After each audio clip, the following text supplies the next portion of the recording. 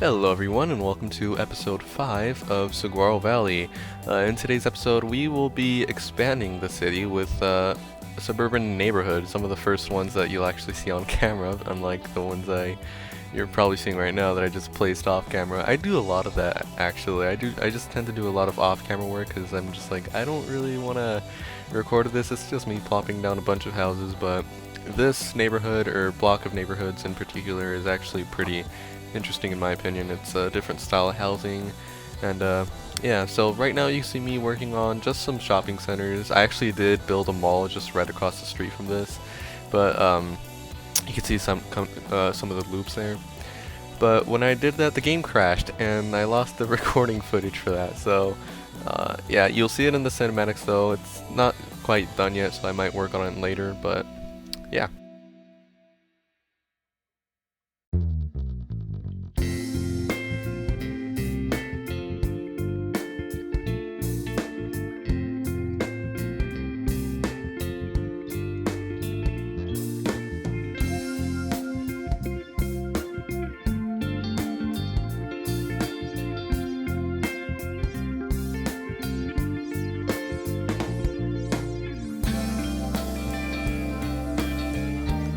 So you see me working on these mountains here, and these are going to be based off of, I forget the name, but there's like these small mountains that are just north of downtown Phoenix, like around Central Avenue. Well, not around, but like north of Central Avenue, that downtown area, Office Park place.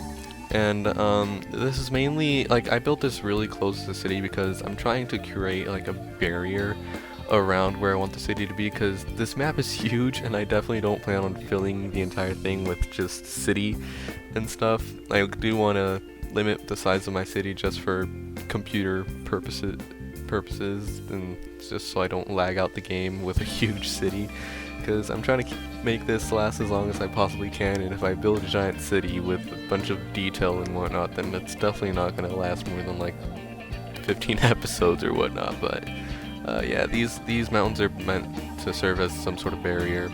I'll probably stop building beyond these mountains. It's what I made them for.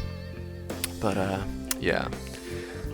Also, you probably noticed in that cinematic with the Walmart and shopping center that I built, you probably caught a glimpse of the shopping mall that I was talking about earlier. And yeah, I still haven't detailed that though, so I might make a little episode based on that too. So no need to worry if you want to see more content based on that particular mall. I think it ended up like a lot better than the one I actually built on episode 3, I believe. So yeah, I probably will just dedicate an actual episode to it and make a pretty good looking mall.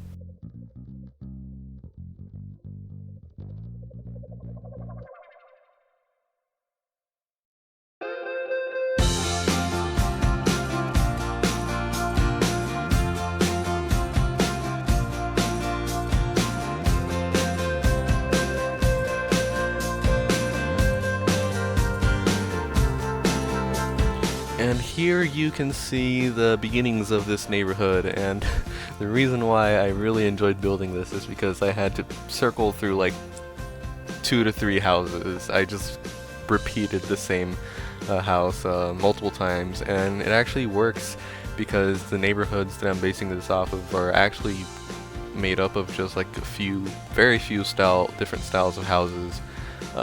This particular one that I'm looking at right now is in Avondale, I believe. It's just a little housing block neighborhood, just same style of houses, same architecture, and it really helps me when I'm building giant blocks of housing like this, because I just have to plop down the same housing unit. And yeah, one of the things that I struggled with here though is actually detailing this. I didn't know if I wanted to detail all the housing, all the houses individually, like placing walls for backyards and whatnot. I did do that a little bit later on in the video, as you will see, but I don't really want to go through each and every single house because there's just too many of them, and I will go literally insane trying to place each and every single wall. They are like wall networks, so it's like placing the road, so it's not terrible like placing individual props, but it's still quite the pain.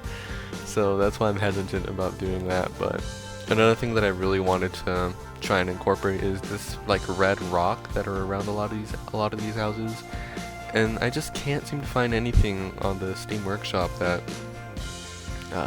replicates that or like mimics that at all. I don't know how to recreate that in the game. So that's another reason why I just didn't really go towards a lot of detail in these neighborhoods, because a lot of the detailing that I want to do, I just have no idea how. But maybe in the future I will find a way, and I'll come back to this neighborhood and detail it a bit more. But as it stands right now, it's just staying like this. I do place a few trees, I do place a few walls just to have a little areas of interest. So it's not the end of the world. It still looks pretty cool in my opinion. So one of the things that I did try to fix in between episodes is my audio quality.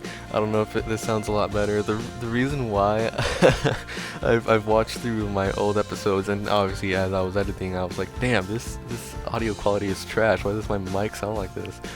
Well, I hope it does sound better right now, because if it doesn't, then this is probably a bit awkward. But the reason why my audio quality was a bit off in the previous episodes is that I recorded the audio on my laptop, so I don't know if the recording software treats my laptop differently and it just decides to make my mic sound worse on that. So I'm recording this on my desktop now, and it should sound better.